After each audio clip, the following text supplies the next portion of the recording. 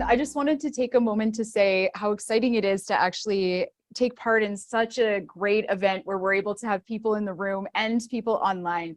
We have created this kind of as a big community. So I know there's over 1,000 people registered online, and of course we have a lot of people here in the room.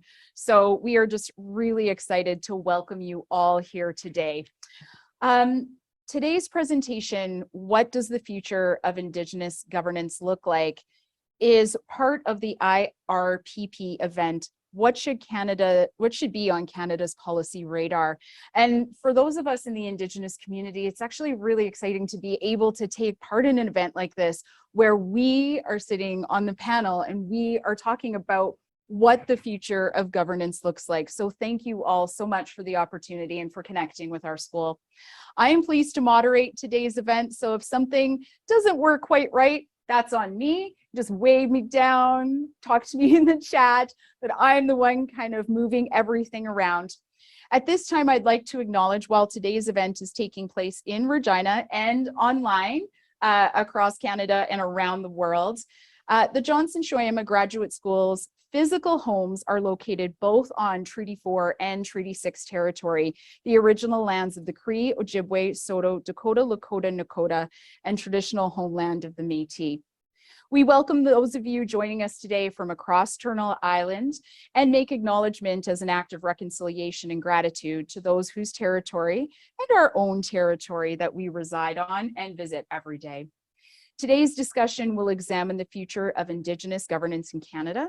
We're going to consider historical situations that restricted Indigenous participation, attempted to replace our own governance systems, and look at how nations are undertaking the Indigenous governance and nation building parts in their own communities.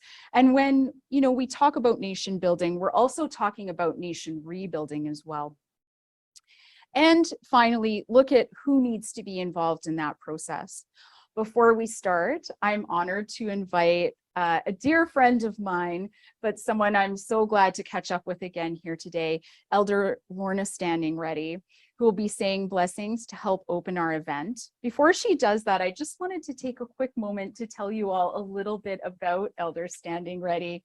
She is a direct descendant of one of the negotiators of Treaty 4 and great niece of Chief Papikasis. She's blessed with 6 children and a grandson, and she was also married to the late David H. Acus. Lorna has 23 grandchildren, 23 great-grandchildren, and she's here today, of course, to bring blessings, to share a prayer, and just to help us really set our intention for what we are trying to do in this panel here today. So I want to invite Elder Lorna Standing Ready to come up at this point. I want to let those of you who are online know we are actually going to cut the audio for this portion. We're going to stop the recording. The elder's going to share her prayer and blessings, and then we will put everything back on. I invite those of you online to, take a moment to think and reflect in whatever way you feel helps you connect with some of the ideas and thoughts that you have today. So Elder Standing Ready, I invite you to come to the podium. Thank you so much, Elder Standing Ready, for helping us set our intention for today's event. I would now like to invite Dr. Jim Farney, JSGS's Director and Associate Professor, followed by Jennifer Ditchburn, IRPP's President and Chief Executive Officer, to bring their greetings. Good afternoon, everybody, both in person and online. I'm really keen to hear the talk today, so I will be brief, but the Elder Standing Ready shared 2, I think, really important words for us. One is respect and the other humility. If I'm to respect the treaty acknowledgement that Merelda gave, I want to say a little bit about the work that we're doing in community as a school. And I'll say in community because I know you'll get a demonstration of the work our faculty are doing through our discussion. So I won't steal their thunder. The school's always been a cooperation between the 2 universities in Saskatchewan, between the university sector and the public service.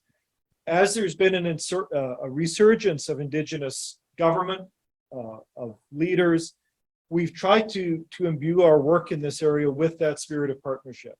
You can see it in a number of our programs, two that we've launched this year in cooperation with First Nations University on Indigenous nation building, on a master's program we run called Genie, which is in cooperation with the University in Norway, but is about community development across the North. So many of those communities are Indigenous.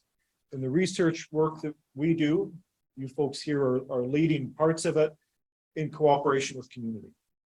That, I think, is really important for folks like me to say and name as we organizationally anyway work in this space. It's a different way to think about being academics. I think it's a really exciting way. So by way of welcome, that's how, as a school, we have tried to exist in this space, is in cooperation, in learning, in facilitation, and in listening to different ways of knowing. I think that's also the invitation. It's been great to partner with IRPP on this, on this project. It's been great to partner with all sorts of folks in the professional training we do in these programs.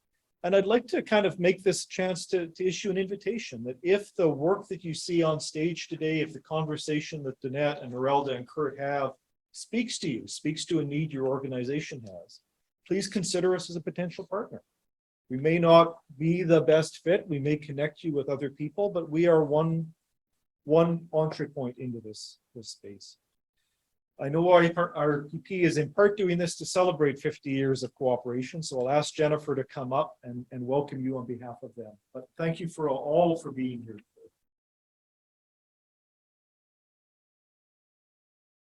Thank you, Jim, and Elder Standing Ready Miigwech, thank you for your blessing and for your words that I felt. I think everybody that was here appreciated those words. Thank you, Merelda, for being moderator today.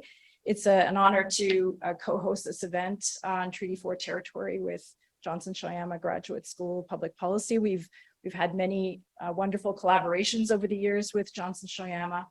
I'll just mention one of them. The executive director of the school, Lillian Berdahl, wrote a paper for our Center of Excellence on the Canadian Federation that was published last year, which to this day is downloaded multiple times every week, a paper on Western alienation, the persistence of the feeling of Western alienation.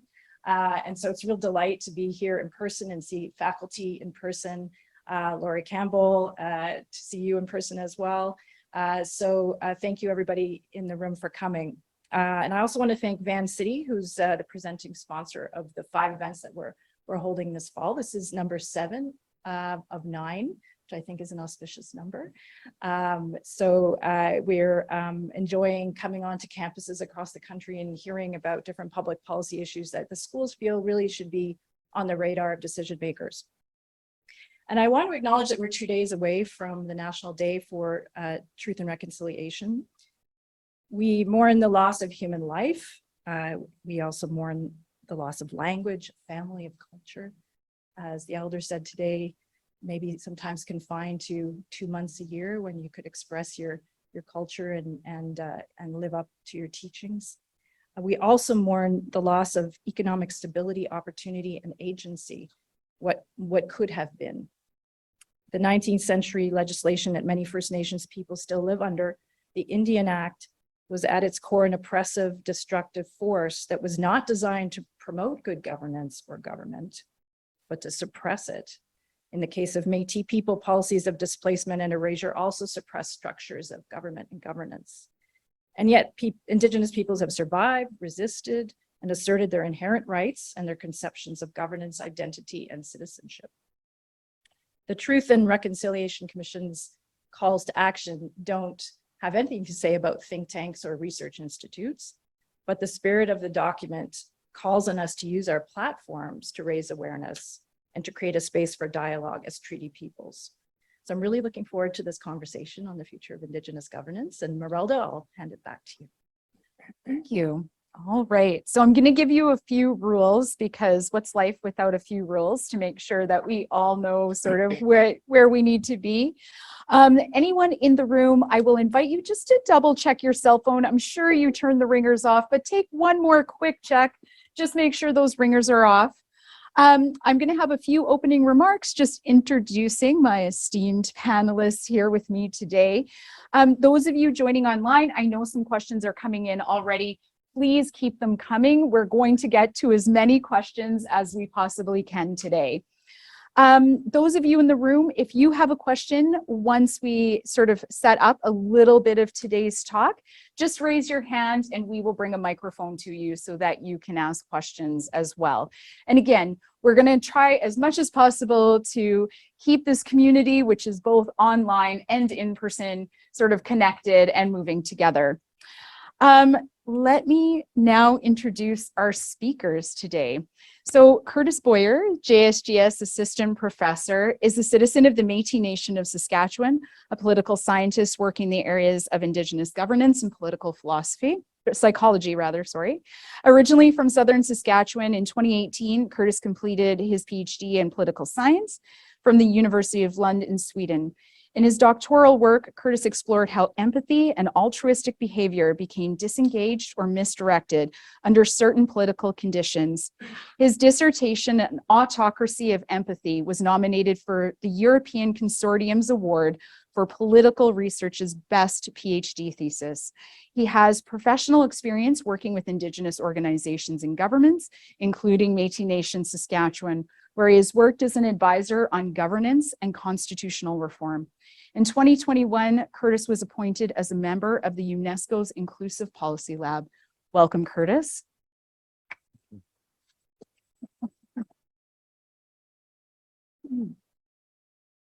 Danette Starblanket, JSGS faculty lecturer, is an urban member of the Starblanket Cree Nation in Treaty 4 territory. Throughout her professional career, she has served as both an educator and First Nations civil servant, offering insight on treaties and Indigenous politics. Over the years, she has taught at First Nations University of Canada, the University of Regina, and the University of Saskatchewan. She has served intermittently in numerous capacities at the Federation of Saskatchewan Indigenous Nations, including as Executive Director of Justice Secretariat, Lands and Resources Secretariat, and Education Training Secretariat, Executive Operating Officer and Chief of Staff, and as a political and policy advisor. She has also consulted with several First Nations organizations, including File Hills Qu'Appelle Tribal Council, Saskatchewan Indian Cultural Center, Okanese First Nation, and the Starblanket Cree Nation, as well as many non-Indigenous organizations, such as the Greater Saskatoon Catholic School Division and the Association of Universities and Colleges in Canada. Welcome, Danette. All right, well, we've had a chance to sort of talk, and so I'm really excited to get this panel going. I want to think a little bit today, as we were talking about Indigenous peoples' governance and how nation building and governance are inextricably linked. We can't really separate those two pieces. They are part of the larger conversation. Building a nation requires the ability to govern. And without those two pieces, we're left in a situation where we can't do that. However, legislation, as Jennifer mentioned, such as the Indian Act, enfranchisement, residential schools, and other public policies that force the dispersion and removal of Métis people from their communities, have really limited participation in the mainstream system, as well as suppressed traditional governance structures. So Kurtis, let me start with you. What issues do you see the Métis Nation facing as a result of those policies that excluded us, but also tried to erase identity? Okay, thank you, Merelda. And thank you, Elder Standing Ready, for being here and for your words and prayers. So that's a big question, obviously, and something that I think I've been thinking about lately is the fact that all Indigenous nation building processes, like Inuit, First Nations, or Métis, all exist in a relational context with Canada, so with the federal state. So these things, you need to think about the kind of relationship that a government has with the Canadian state. When I think of Métis history, and I think of that relationship that the Métis Nation has with the Canadian state, I think of a lack of recognition of national identity of nationhood, that's a consistent quality of that relational context to which Métis people and the nation are trying to be realized in. And I think that, you know, and this is relative, I think, to First Nations and Inuit pursuits as well, that I think in particular Métis people have had a difficult time having their national identity, nationhood recognized, understood by the Canadian state. And I think there's a couple reasons for this. Okay. Oh, speak. No. Sorry. And I think there's a couple reasons for this. You know, primarily, it's not in the interest of a Canadian state or any state to acknowledge the existence of another national force or unit or entity in its borders. You can see that in the way that international relations now are. You know, it's not in the interest of a state to recognize it within its borders, the sovereignty of another group. And as Brendan McDougall said once, that the Canadian state knew that we were a people, we were a nation, because they sent the military in. And you know, after that, you can see maybe relative to First Nations, there's been a consistent effort to kind of downplay that nationhood. And I'm thinking about the fact that, you know, when we think about scrip, Métis families took scrip, head of households got scrip, not a nation and nation relationship where you think about the treaties, right? And so this individuated the nation in a lot of respects. And also, of course, the narrative, the consistent narrative of you know, that the Métis nation, if you will, is just a collection of individuals, of ethnically mixed individuals of Indigenous ancestry and European ancestry. And so these things are part of a narrative that is even today affecting the pursuit of self-government. I think I can see a.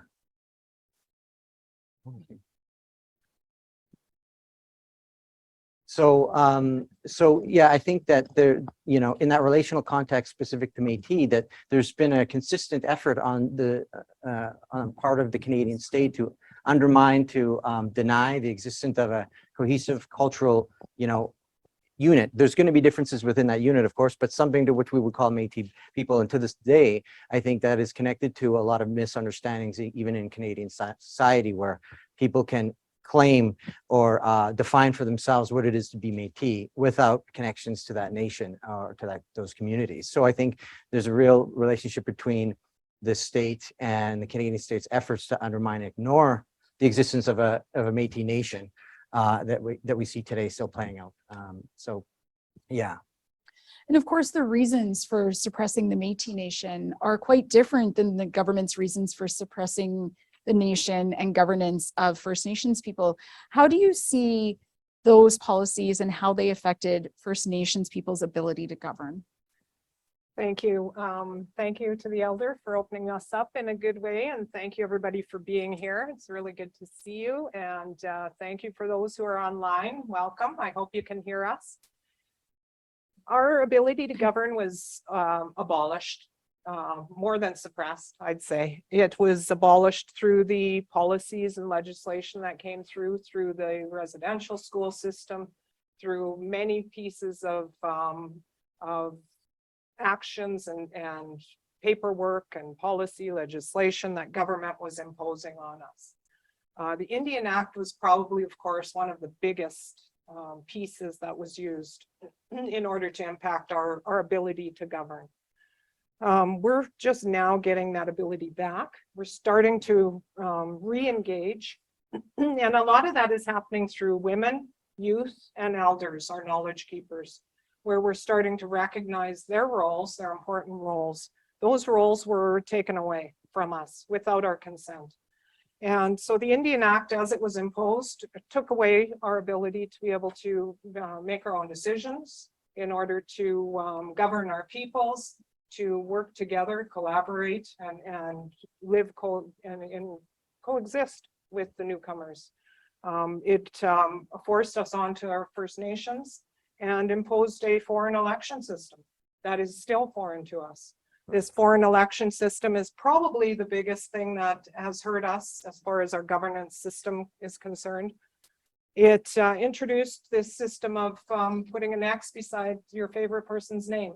And that favorite person can be for whatever reason, regardless of their ability to govern. So this foreign system still exists. It exists not just at our First Nations level, at the band level, if you will, as per the Indian Act still calls it, but at the regional level, at the tribal council level, and at the national level. That is a foreign system to us, and we're suffering from it. We've adapted to it, we've adopted it, and we function in it, we operate within it. But it's not for us, it's not our system. And so I would say that probably those policies, those are the biggest things that changed our systems of governance. There was a time when within governance, people govern for particular reasons, whether it be women leaders, because yes, indeed, there were women leaders. We like to think there weren't, but there absolutely were. And we're starting to get more of an understanding of that today, where women were leading for certain reasons, maybe not political purposes. Today, we see leadership as a chief in a headdress, a male chief in a headdress. We see that as governance.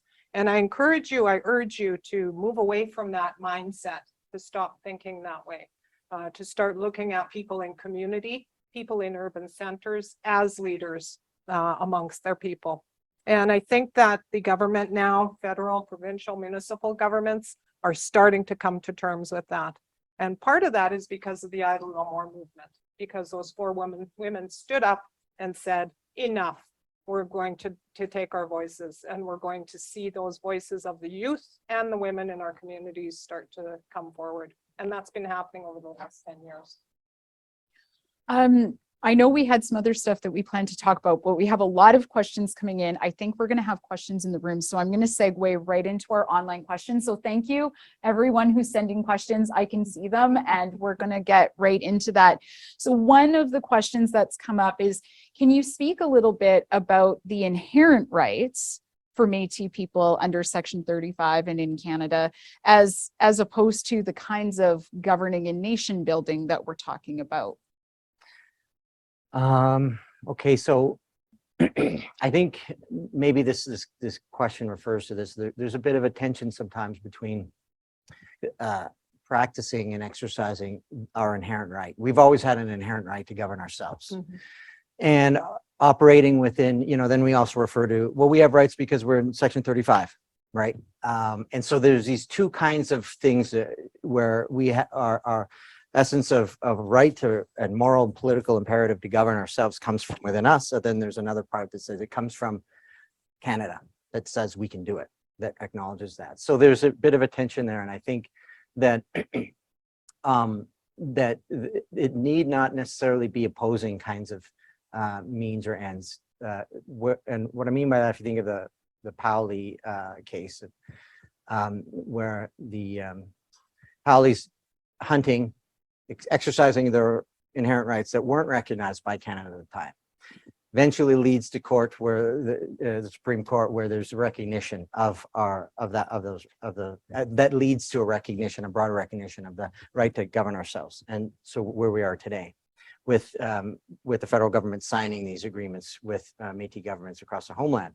So what I'm saying is that there's kind of also can be a synergetic relationship between the exercising of your inherent right to govern yourselves that may not be reflected in the current kind of state law or jurisdiction which Canada claims over us, that leads to kind of a recognition by Canada.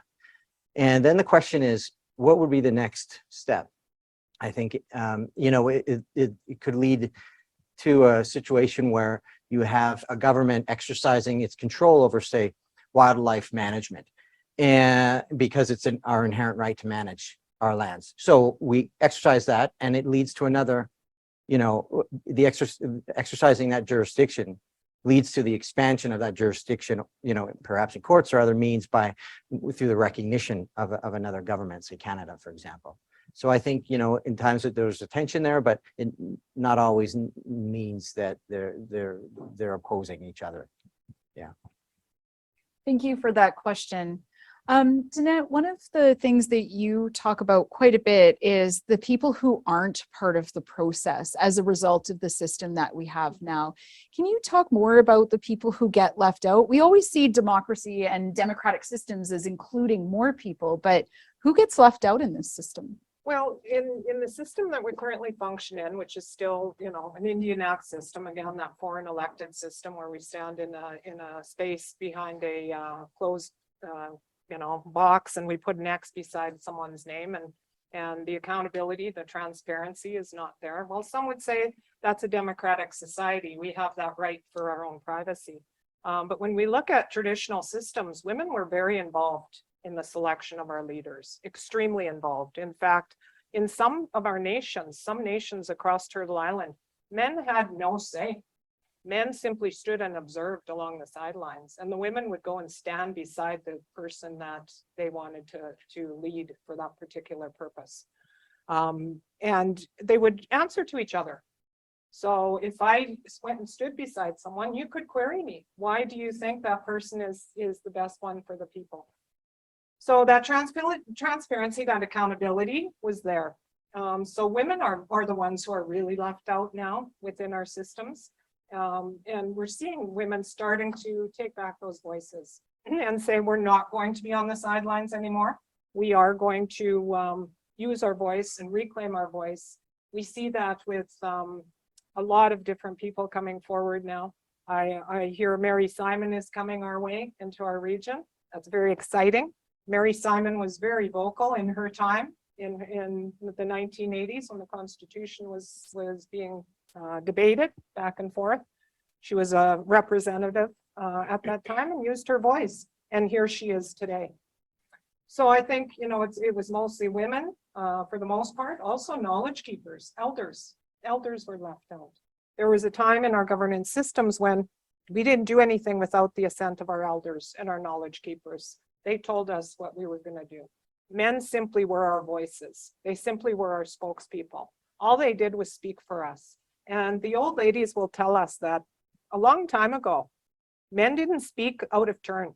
If they tried to speak without a woman having told them what to say and tried to deviate from what the women told them to say, that they just better not come home, period. And so it's an understanding that men were there as our spokespeople, as our mouthpieces. And we saw that even through treaty. And the old women would also say, we weren't there because the European women weren't there. They weren't there to meet us. So we stood back, we stayed back, but we were extremely vocal. And the men spoke what we told them to speak. And so women are very much left out, but we are reclaiming our positions now, our places. We're not waiting for men to engage us. We are taking our own spaces. And we see leaders here today. We've acknowledged them, you know, that have done that. And others can look at those leaders, those Indigenous women leaders, and say, she did it, I can do it too. I can lead the people. So again, let's remember that being a leader doesn't necessarily mean you're wearing a headdress. In fact, we never did traditionally wear headdresses. We didn't wear 50 or 60 or 80 eagles on our head. We just did not do that. So when we look at the system as it is today, this fabricated system that we engage and that we think is traditional and that we purport to be our way, we have to really revisit that and question that and challenge that. And it's a good thing when we come to the academy because we're able to do that. We're able to do that without criticism. So definitely women were left out, elders, knowledge keepers, and of course our youth as well. The voice of the youth, the young people. In Treaty 3, one of the chiefs suggested that they borrow a boy and a girl to the newcomers, to the Europeans, borrow. And when they're done teaching that other side, that other party, that they would return those children. So the role of children was extremely important. And that speaks to how we taught our children and how our children can teach us. So again, we are leaving our young people out. But with Idle No More, they're reclaiming their space. They're taking back their spots. And it's a beautiful thing to see. Thank you. One of the things that we often talk about, and I don't think we can actually have this conversation without talking about it, is land. And of course, the question of land is very different for First Nations communities than it is for Métis people. So Kurt, let's start with you. How does not having a land base for the Métis affect the ability to govern? Well, so yes, first I should mention there are settlements in Alberta, 8 settlements in Alberta, but yes, we generally, are considered a landless people. So governance, a landless people, so to speak, comes with obvious challenges. I'm just thinking here in the province, we have approximately, the number's been thrown out, around 80,000 Métis people in this province. So you can think about the difference between that and say reserve. I know not all First Nations people live on reserve, but the fact that you have a governance structure there attached to a land, and you provide programs and services to the people, in a kind of space that's kind of has constraints there. There's obviously good and bad things with that system, right? I'll let Danette speak to that. But for Métis people, when you have 80,000 people, in the province alone, the prospect of providing public services and programs, it's a logistical issue. I know that in the last election, they were shipping ballot boxes to Uranium City. And so with those challenges, of course, there comes an opportunity for innovation. So moving things online, elections online, providing access to those services through online governance is, I think, an area that should be explored to make sure that accessing those people is about accessing those voices too, to make sure that the participation from the communities up to the government, through locals and through the regional representatives is there, that infrastructure is there. And it's a challenge because of the space and the geographic isolation, but that's one thing that I think we can see in the future. The other thing that I've seen is that, creating opportunities for Métis people to benefit themselves involves creating, as a government, partnerships with public or publicly funded or private institutions.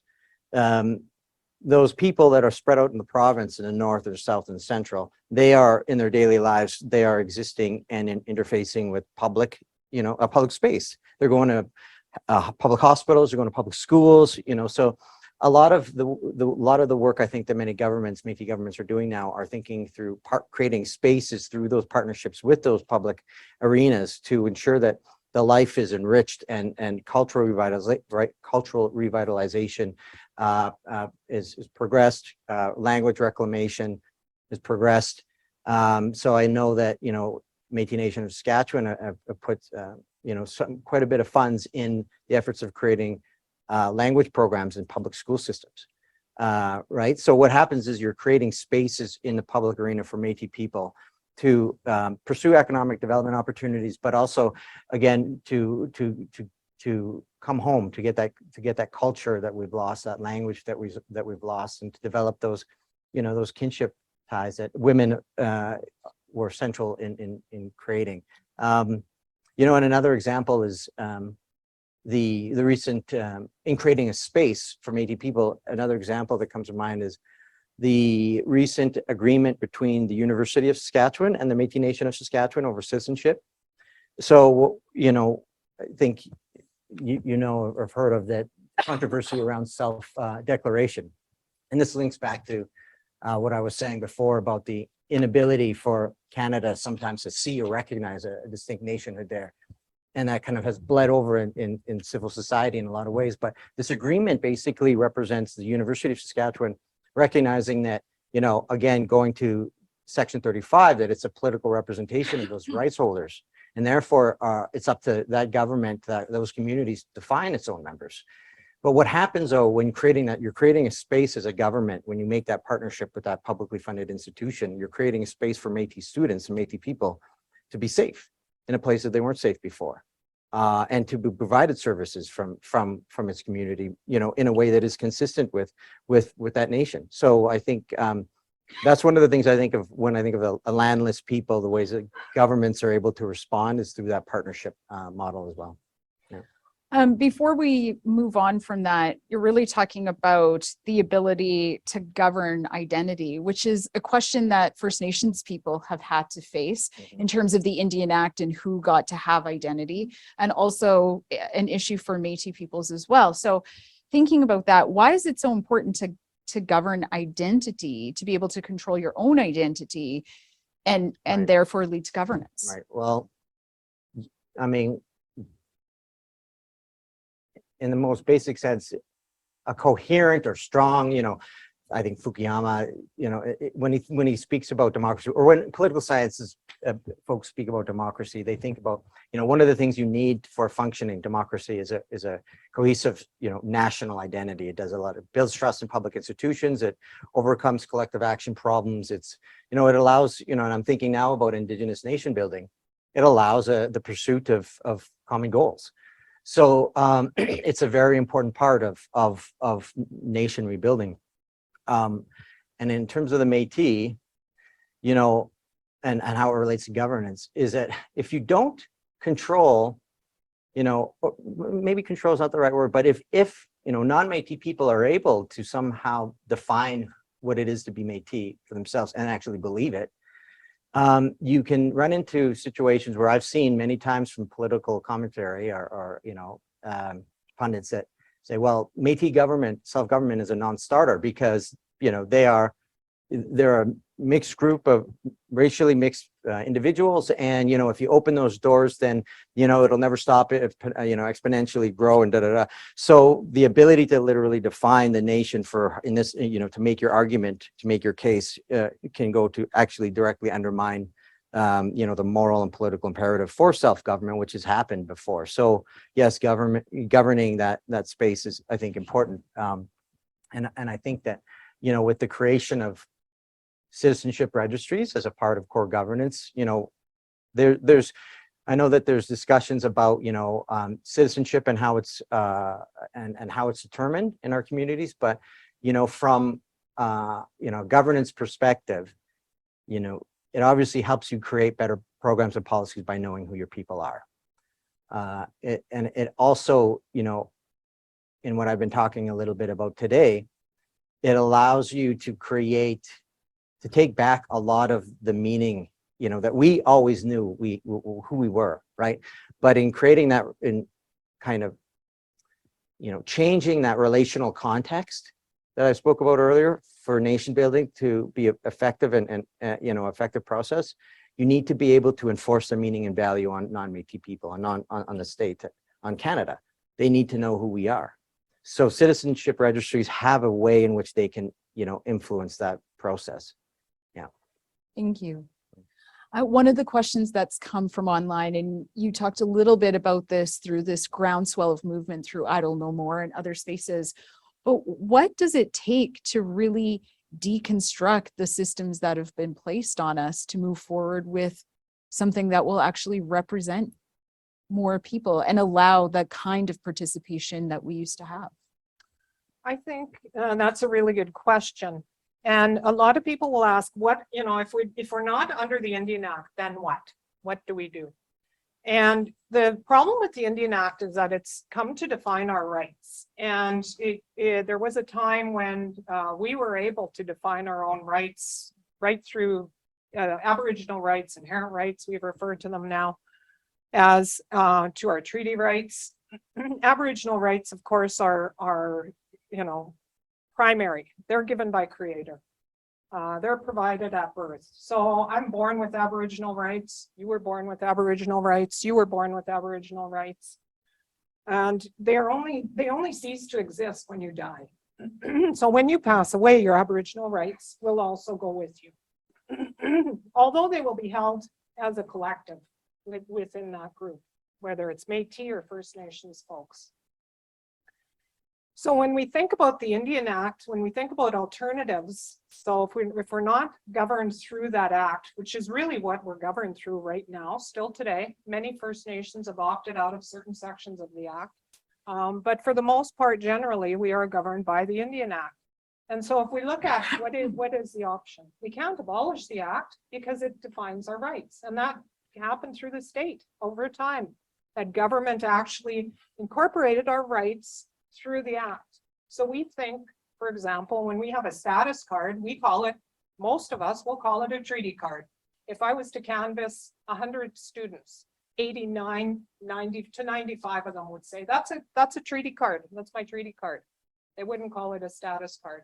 So they define those rights through that act that's provided by the government, that card that says you are a status Indian in Canada. And that's not accurate. That's a misdemeanor. It's a fallacy. And it's a misconception. We tend to think that the act is everything, and it's not. So if we don't have that act in place, then our rights are abolished as well. And the old people talked about that a lot. So we do need an alternative. We need some sort of system in place that where we are able to define our Aboriginal or inherent rights, which are the rights to self-government and all the rights that go with it, self-determination, etc. Rights to the land, right? You've talked about the land and our relationship to the land. Rights to hunt, fish, trap, and gather. All the other rights to health, education, all of that, those are treaty rights. Those are granted by the state. And they up until 1982, could be removed by the state. It could be taken away. And the white paper actually proposed that we remove those rights. We abolish the act, we abolish the Department of Indian Affairs, etc. But right now where we sit, what is that alternative? We must devise a system and a process where the state and provincial and municipal governments are understanding and recognizing, acknowledging, and incorporating our rights, whether those be inherent or treaty rights, whether they be Aboriginal inherent rights or treaty rights. So we've got to find a different system, absolutely. The Indian Act, as I mentioned, lots of nations are pulling away from that. Chief Cadmus Delorme is a really good example. Everybody knows Cadmus. He's probably one of the most popular chiefs out there. And he's pulled away from the act in the sense of child welfare recently. In the 1970s, we pulled away, all of us as a group, as a collective, pulled away from education on reserve through Indian control of Indian education. And then we stopped. We didn't continue to take control of those places, those pieces. It's child welfare, justice. We're talking about justice now. We're talking about policing. Let's create police forces on reserve. That's fine and well. But are we going to have in Saskatchewan 74 separate police forces? How do they work with the existing systems, with the RCMP, for example, with the municipalities? How do they work in cohesion with those?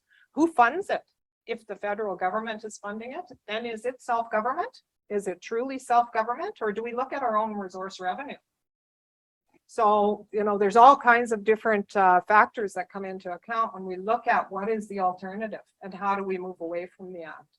The act is very oppressive and it continues to hold us as wards of the state. Whether we like it or not, that's the fact. And we've got to move away from that, plain and simple. And those are the real discussions that should be had out there when we're talking about our leaders having discussions around government and governance and how are we going to take control of our own affairs. Because until we do that, we're going to continue to be in the mess that we're in. We've got to move away from that system. Thank you. I am going to invite people in the room to ask questions as well. I know we have a lot of people online and we're getting through some of those questions, but does anyone in the room have a question they'd like to pose? Don't be scared.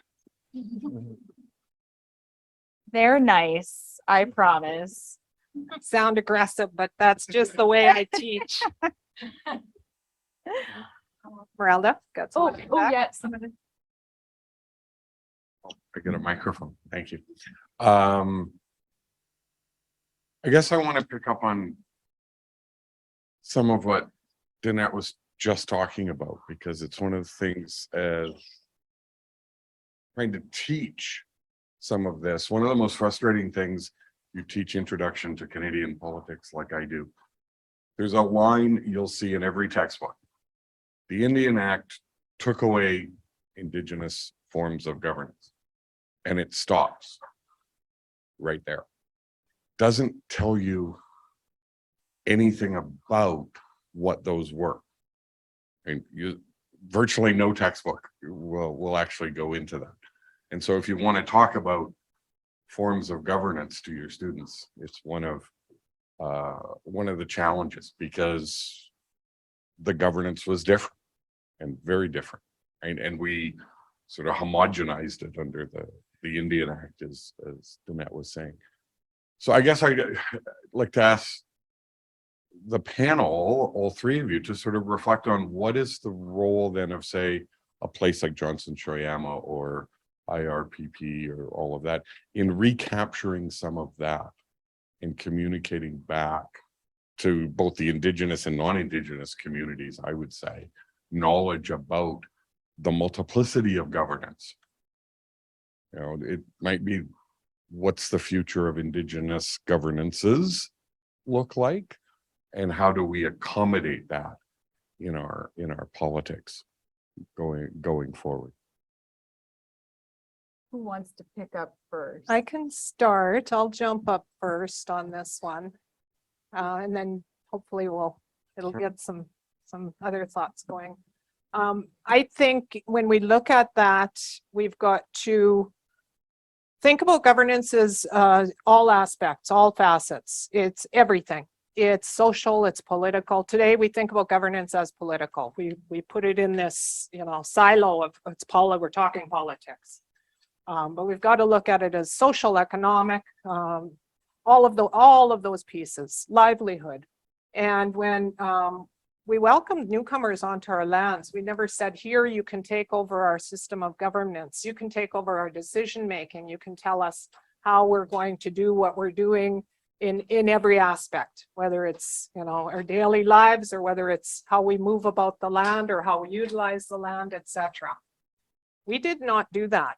And so when I think about Johnson Shoyama Graduate School, or I think about roles of IRPP or other policy places, I think a big part of that is to bring in those folks, those people who have that genuine understanding of what those rights are, what governance looked like.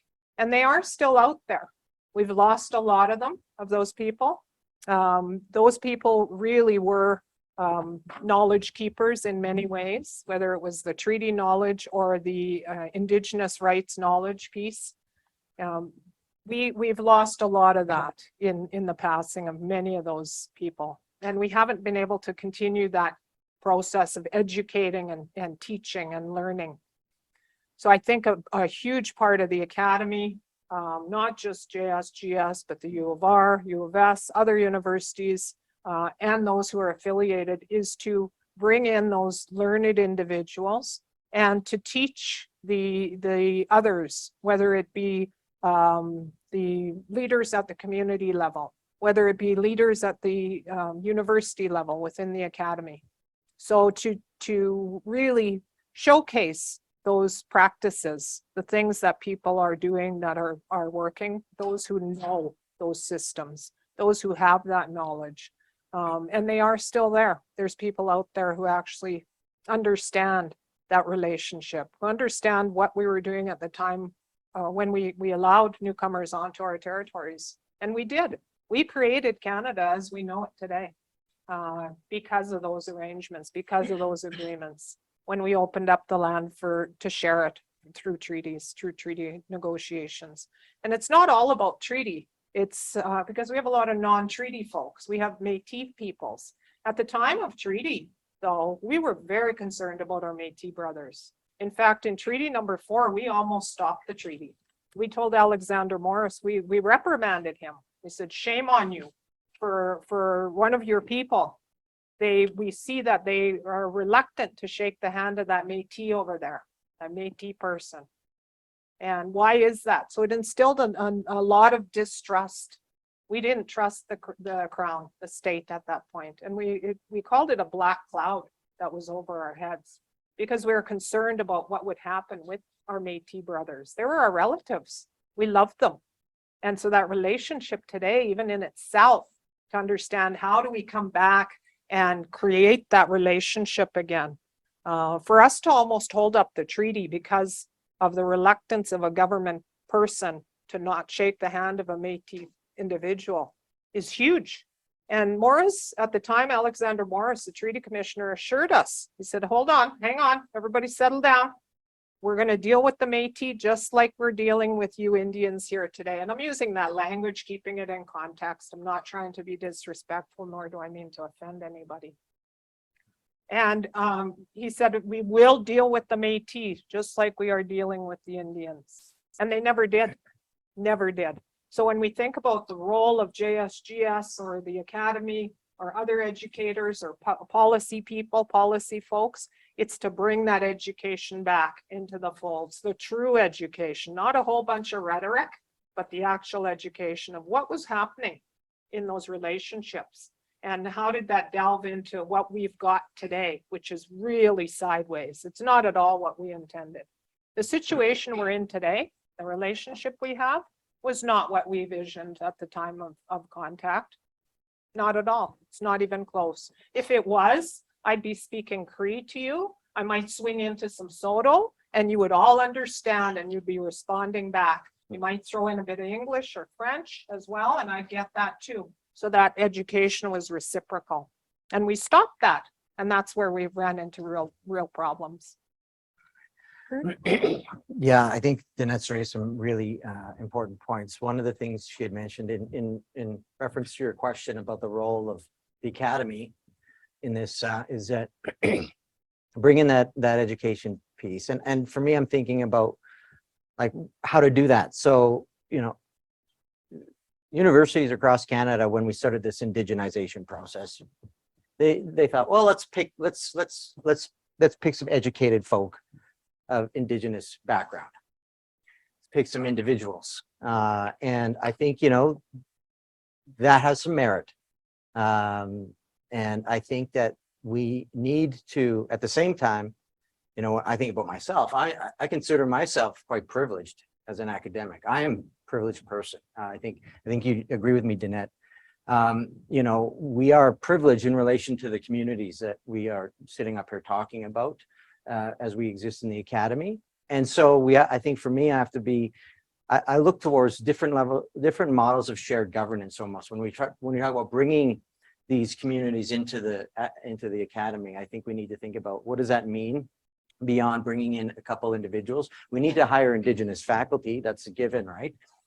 There's a lived experience there that is important for teaching and for whatnot, but also getting that community voice also involves thinking about how to bring those communities into the school. So JSGS's role in that, I believe, is thinking about how we can help provide space for those communities to teach us.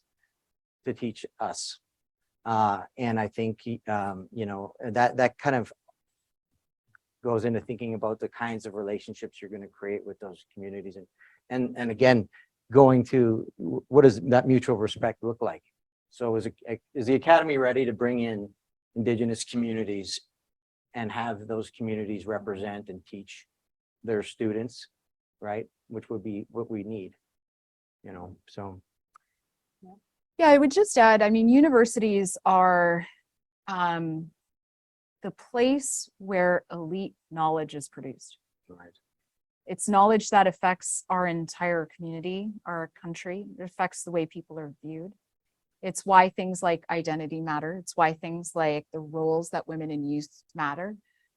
So every single thing that we do at university affects the elite knowledge. So that's a different kind of knowledge, right? That's a kind of knowledge that we have the privilege and luxury to deal in. The reason we would be at JSGS and not somewhere else is because every single thing, if I look at a history of my family from contact to present, every single issue I face or we faced, I mean, I don't face the same issues anymore because like you said, we're sitting here working in a university. But every single issue we face, everything that we lost generation after generation comes down to policy.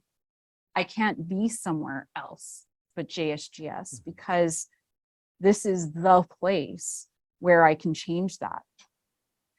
And every single person I work with wants me to do that. So that's like, I can't even explain to you how 20-year-old me would react to where I am today, because she would never have imagined this particular space. So I would just say that's why it matters so very much, is that particular piece, because we will develop that elite knowledge. And if we're all here developing it together and really tackling some of those issues, then we will actually truly change the world. And I believe we do that through policy. We have, oh, sorry, Elder Standing Ready, did you have a question? Oh, Karen's got, she's coming. And we have one other question in the room, and then I'll go back online. Actually, this isn't really a question. I'd like to just thank you all for enlightening my mind here. And Danette, what you've said is very, very good. It's said in a good way. You see, there's not many elders who were born in the land, who lived off the land, and who were taught different from where we are today. Reading, writing, arithmetic, and religion. We were taught to look, to listen, to learn. And they use spirituality, but learn deeper, because we're all born with a little spirit. And try and see what you're working on, what Geshamanatu wants you to see. So you've come a long way in seeking answers, going to different places to talk about a way of how we worked together, what we call governance today.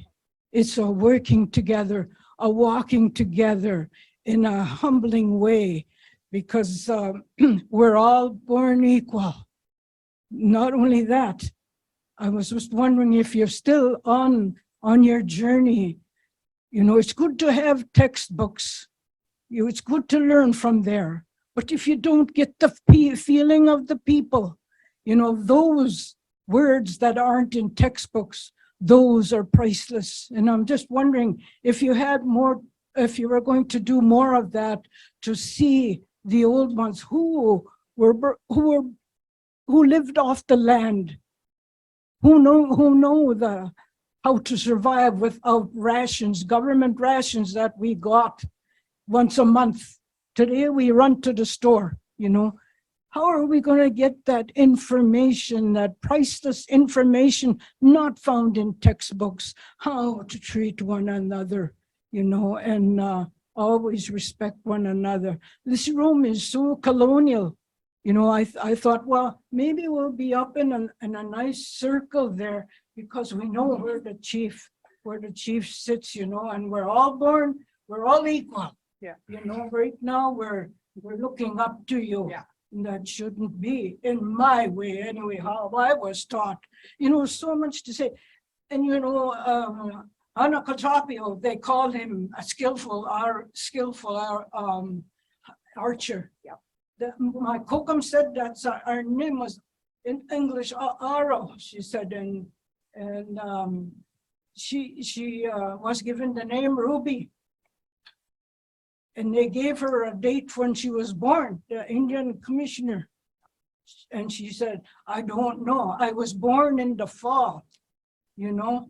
And they said around Louis Riel time. So, you know, that's long time. Not only that, she could have been the chief, but already colonialism set in, you know. So much to tell, like this is not in textbooks, but I did find where we interviewed how the lineage was.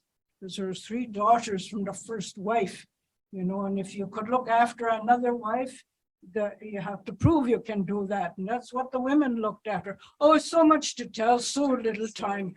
And I thank you. Yeah. But my question is, are you going to continue on that priceless research. Absolutely. It's, time is running out. Yes, Time is running out. yes. And So, I thank you very much for that question, Elder. I can feel your pain in that question. And I think about my mushums and my kukums, my grandfathers and grandmothers and their teachings and how sacred those teachings were.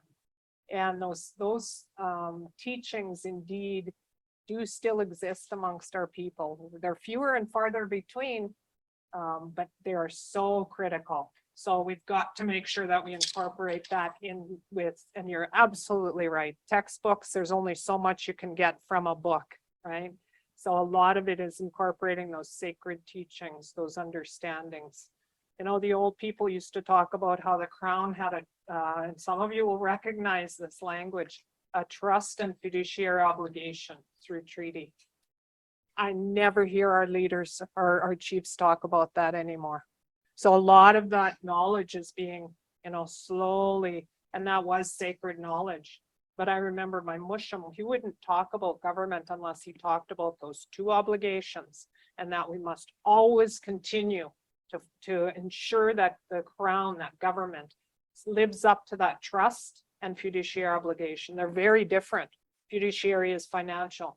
And he said, because we opened up this land to share it, we didn't sell it. There was no words in our language to say we're selling you the land. It would have been like selling your mother. Would anybody do that? No, absolutely not. Why would we sell the land? To assume we did is really undermining the intelligence of the people that were there at the time. So when we think about that trust obligation to ensure that we always work collaboratively, cohesively together with that respect and that knowledge, at the fiduciary piece is financial. So it will always cost the crown. And it's not that First Nations peoples, Indigenous peoples are owed this. It's the fact that we created this country as we see it, as we sit on it, as we occupy the space. We do territorial acknowledgements. Let's understand what that really means. That means that's recognizing the sovereignty and nationhood of those nations that are amongst you. So it's more than rhetoric coming out of our mouth. It's actually understanding those positions that people were in at that time and what our intention was. So when we think about the treaty, for example, spirit and intent is so important, and we don't hear that talk anymore. So we've got to incorporate back into those teachings and that textbook piece as well. And it's not just about teaching students, it's about teaching everybody, right? So if we think back to that Treaty 3 negotiator asking for a boy and a girl to be borrowed from each party, that the Europeans would borrow a boy and a girl, and that the Indians would borrow a boy and a girl. And when they were done teaching, they would return them. It never happened. Can you imagine if it had? Can you imagine if it had? What we would know. So our children have a lot to teach us as well when they're reared up in those ways. And many of those leaders were reared up in those ways. They'd hear the old people talking while they were around the table, meeting and discussing these things, men and women, and the children would listen and they would incorporate those teachings. Absolutely, Elder. I would continue always to refer back and incorporate those into, it's critical. It's not just about what we can read in a textbook and what's on paper. Thank you for that question. Thank you. I think I can manage two more questions. So I'm going to start with one online, and then we have one more question in the room. Kurt, this one comes to you. The MNS, Canada's Métis Government Recognition and Self-Government Agreement, recognizes the Métis of Saskatchewan have an inherent right to self-government. What are some of the important next steps? Well, maybe I could speak to this generally outside of the province. I think, you know, the next steps for me are about when we talk about nation building, and today we're talking a lot about governance and building a government, and that, I mean, that's a story that's happening now, at least with these governments, provincial Métis governments. I say provincial Métis governments that represent the Métis in those provinces. You can build a government and not a nation, and I think moving forward, what we need to look for is to create those two processes in tandem with each other.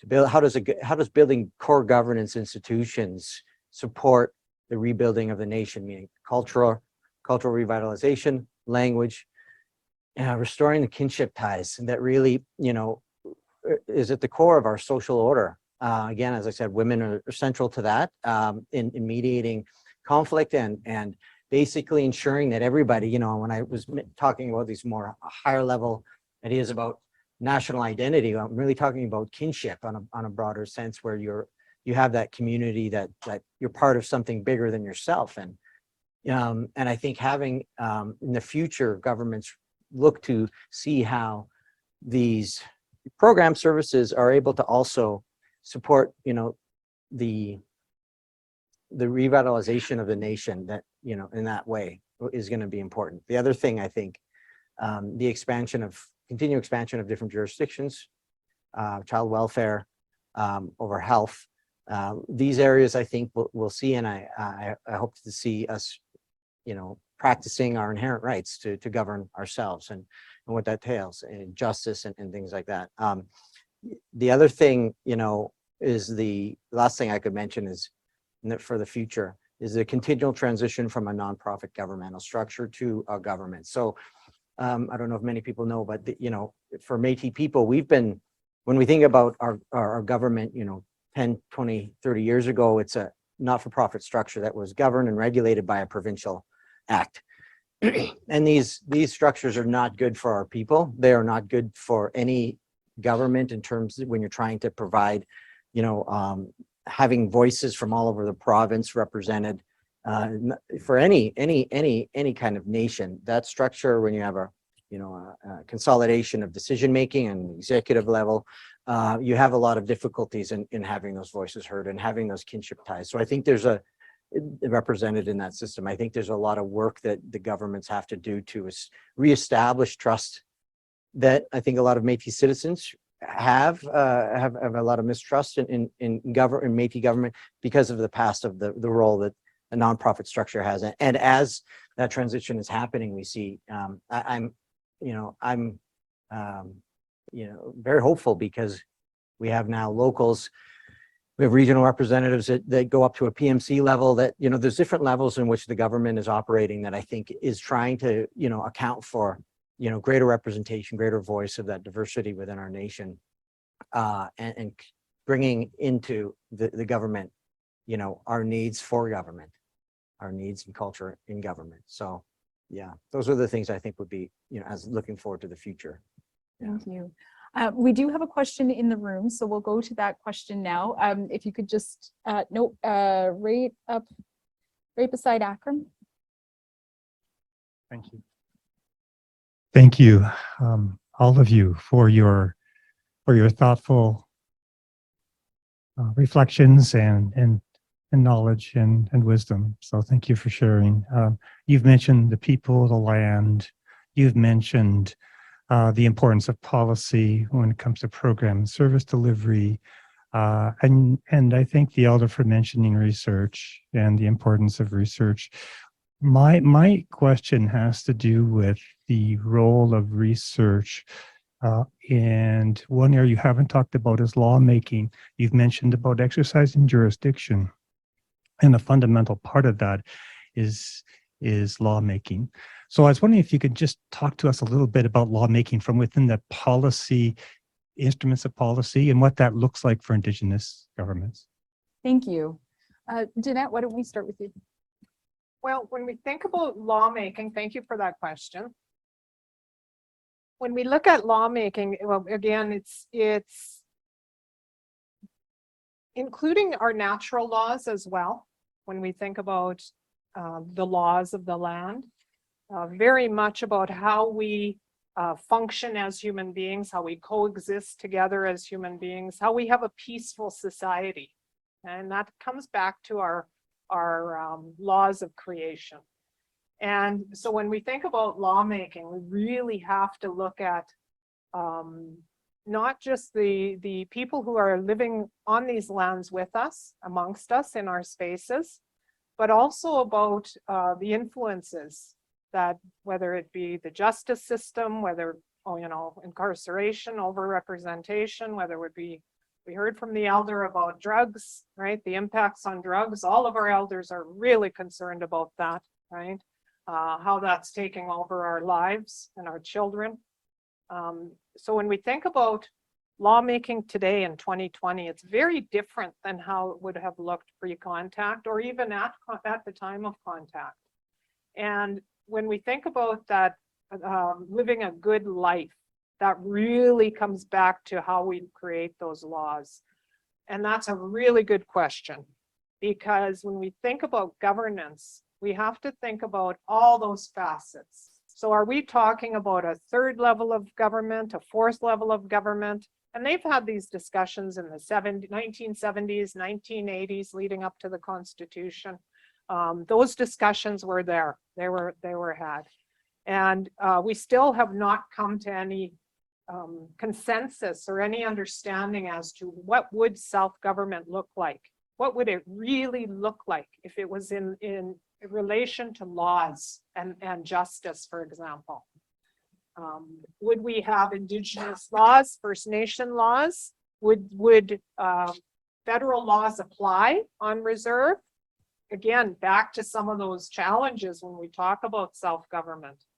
And those have stopped us from moving forward. And this is one area in the area of lawmaking that's really stopped Canadian society as a whole from understanding or accepting. And we don't need Canada to accept self-government. We will move forward with self-government on our own terms, in our own time, depending on our situation, our capacity, depending on our geography, depending on our leadership at our communities and our region and nationally. And I'm talking about the Assembly of First Nations, FSIN, the tribal councils, and the First Nations. So when we think about lawmaking, it's got to be very much on a nation-to-nation basis. When we talk about the nations themselves and defining how does that look.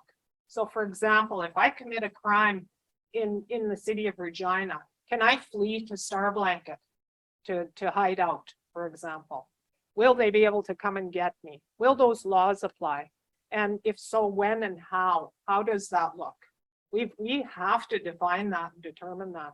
We've been arguing about that and talking about that since the Constitution discussions, and we still have no understanding. So that's an incredible question. How do laws apply? How do we make laws? How does that look? Do our natural laws apply outside of our spaces, outside of our communities? And if we don't have land bases, then what? Right? Because we do have nations, surprisingly enough, First Nations that don't have land bases. They're out there in Canada. People would be like, what? What did she say? We also have nations that don't have treaty, that never signed treaty. We've got to have those understandings. So when we think about lawmaking, we have to do it together, and we have to have an understanding that our safety, public safety, our physical safety, our emotional, our mental safety, all of that, all those quadrants is utmost importance, and it's got to be done as a collective. So that's a really good question. So lawmaking is a huge part of governance, and that discussion around governance. It's unfortunately been one of the things that's held up those discussions from moving forward in a good way, because people are afraid. That example I just gave you probably made you go, oh my gosh, what then what? What would happen? Would Danette be able to hide out over on Starblanket, right? What would we do? How would we go get her if we don't have an agreement with the RCMP or with others? And we all have lawmaking utmost up here because of what's happened recently in this province. Sorry, shouldn't have taken so much time. Go ahead. No. So from a Métis perspective, and I think, as you know, being a Métis person yourself, law and order has been, pretty important in our communities. And law and order meaning, very clear rules of conduct, whether it's, prayer laws or laws of the buffalo hunt, whether it's written down or whether it's oral. It's basically you do this then, or this happens to you. These kinds of, I don't consider them punitive or anything like this. I consider them ways that we all agree should guide us under certain conditions and how we interact with each other. So, you know, rules of law, you know, you can think of it from a constitution. We're a constitutional people. We write constitutions. We make them like their breakfast. We've always done that, and we've always been guided by, you know, principles of conduct. So I think being able to, you know, create laws that relate to how we conduct ourselves in our communities is a vital part of expressing who we are and our relationship to each other and our commitment to each other. So I think it's a vital part that's always been present in our communities. And that, you know, you know, jurisdictional speaking, you know, I know this really wasn't your question, but you know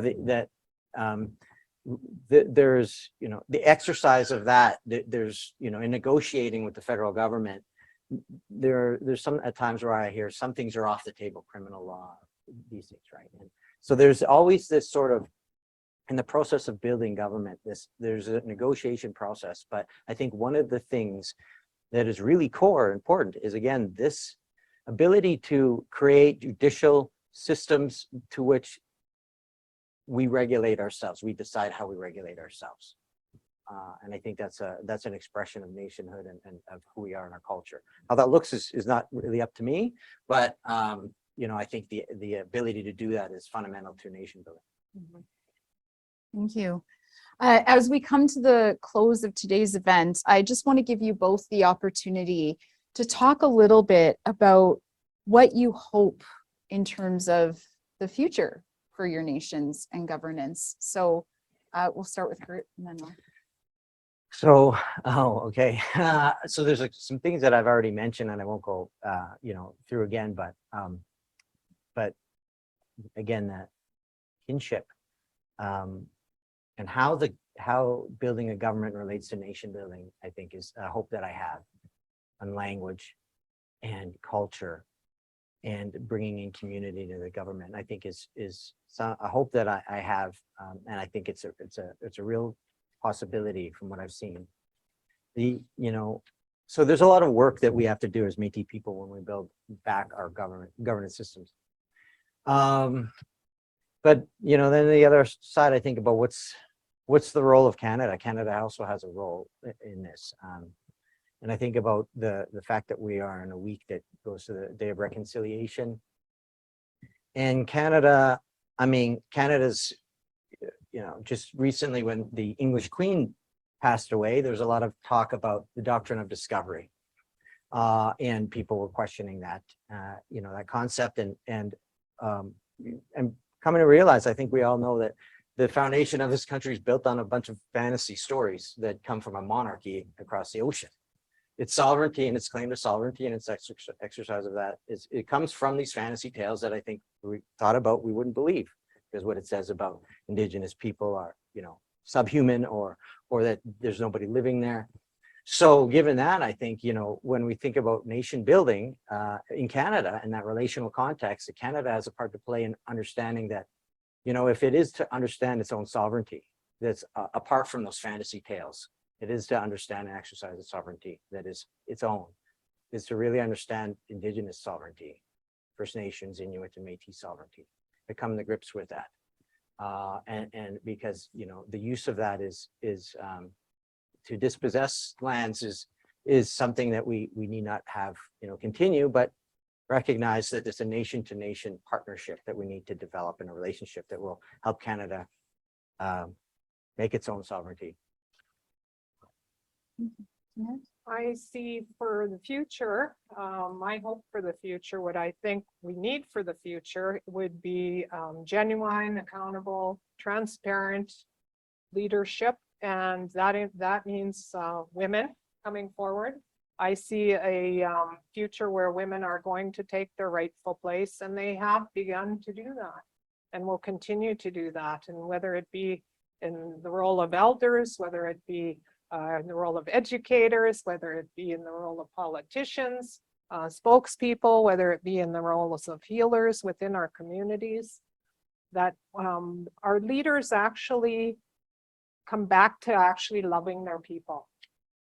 And I think about some of those first leaders, those first chiefs and other leaders, and they talk about the love for their people.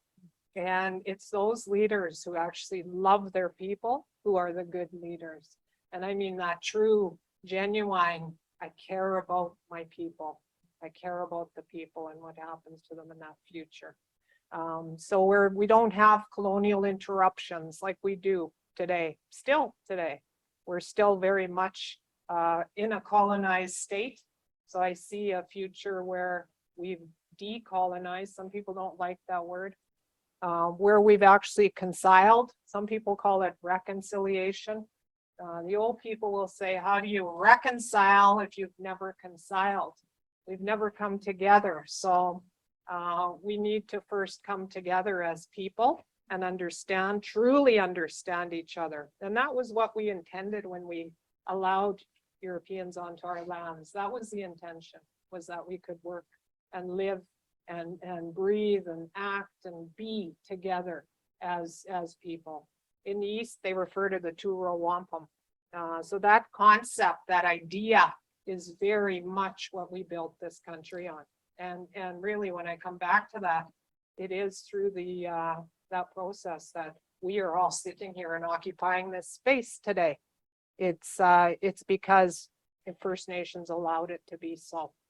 And I see a place where the youth have their voice again, where the women have their voice again, where the elders, knowledge keepers have their voice, and where others will stand aside and learn from that.